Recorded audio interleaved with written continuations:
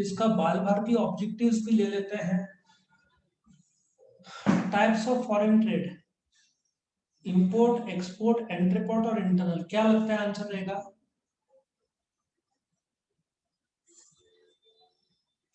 क्या लगता है आंसर देगा, बोलो।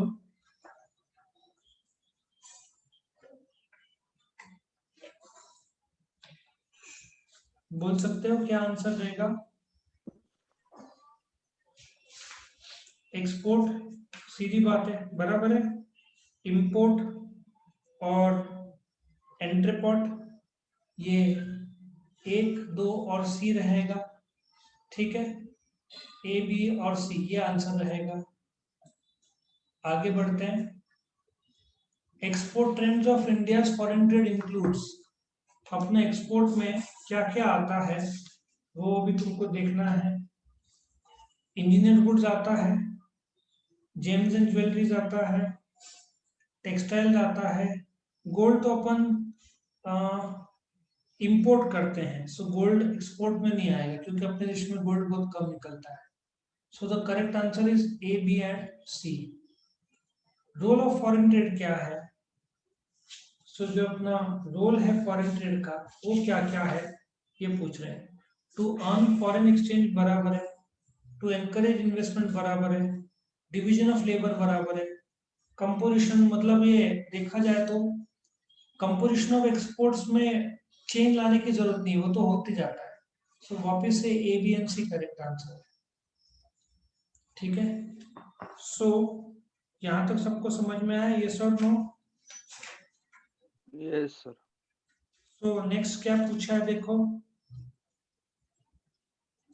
India purchase goods from Iran, क्या बोलेंगे इसको?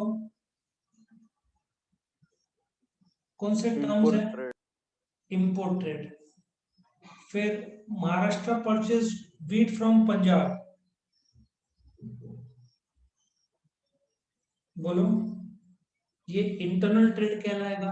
Internal trade. England imported cotton from India, made readymade garments from it and sold them to Malaysia, ये एंट्रीपोर्ट ट्रेड बोलेंगे। Japan sell smartphones to Myanmar, ये भी फॉरेन ट्रेड में आएगा। ठीक है, डिस्टिंग्विश तो ठीक है। Answer the following, state with reasons whether you agree or disagree. During British rule, indigenous handicraft suffered a severe blow. Agree. Agree. उसका रीजन तुम दोगे। उन्होंने क्या किया, जो रॉ मटेरियल कॉटन जूट यहाँ से ब्रिटेन लेकर गए, वहां पे मशीन के थ्रू बनाया, वापस इंडिया में बेचा, तो इंडिया का हैंडीक्राफ्ट को उन्होंने तोड़ना शुरू कर दिया। जैसे आज हो रहा है, मटका कैसे हाथ से लोग बनाते थे, आजकल मशीन युक्त मटका ज्यादा बनते हैं। तो देखा जाए तो वक्त बदल रहा है और सब मशीन युक्त होते जा रहा है। Trade is an engine of growth for an economy. Agree. कोई भी इकोनॉमी का ग्रोथ व्यापार के बिना नहीं होगा, व्यापार तो चाहिए। Foreign trade leads to division of labour and specialisation in world level. तो एग्री करके जो रोल ऑफ ट्रेड है उसमें जो तुम्हारा पेज नंबर 94 में तुम्हारे नोट्स के पॉइंट नंबर 3 दिया हुआ है, उस पर तुम राइटअप डाल सकते हो एज ए रीजन। सो सबसे आसान क्वेश्चन नंबर 6, ये observe the following table and answer, ये देख के which organization has the least share in the direction of India's imports। देखो 2015-16 में लीस्ट क्या है, ईस्टर्न यूरोप बोल देना। ठीक है ना, बॉक्स देखकर क्वेश्चन पूछा है। Which organisation has maximum share in India's direction of import, सबसे ज्यादा कौन है? OECD 1991 में, सबसे ज्यादा इंपोर्ट 54 है। Explain the abbreviation of OECD and OPEC. ठीक है, एब्रिविएशन क्या है? मैंने क्या बोला था OECD का, याद है? बोलो। Organisation of economic cooperation and development, OECD है। Oil and petroleum exporting countries है, correct. State your opinion regarding the direction of India's imports.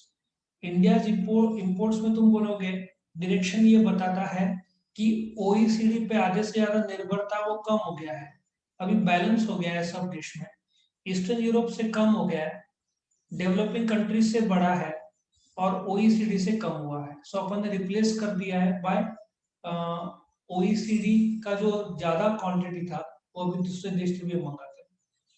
How much is the percentage of increase in the import in 2000 as compared to 1990? और ये बोल रहे हैं developing nation में 1991 में 18.6 था, अभी 43.2 है, ये फर्क आया है। तुम ऐसा देख के आंसर लिख सकते हो, दूसरा कुछ दिमाग लगाने की जरूरत नहीं है, रेडीमेड ये आंसर इधर है, क्वेश्चन इधर है। समझ में आया? यस और नो? यस। सो यहाँ पे ये क्वेश्चन और चैप्टर खत्म हो जाता है।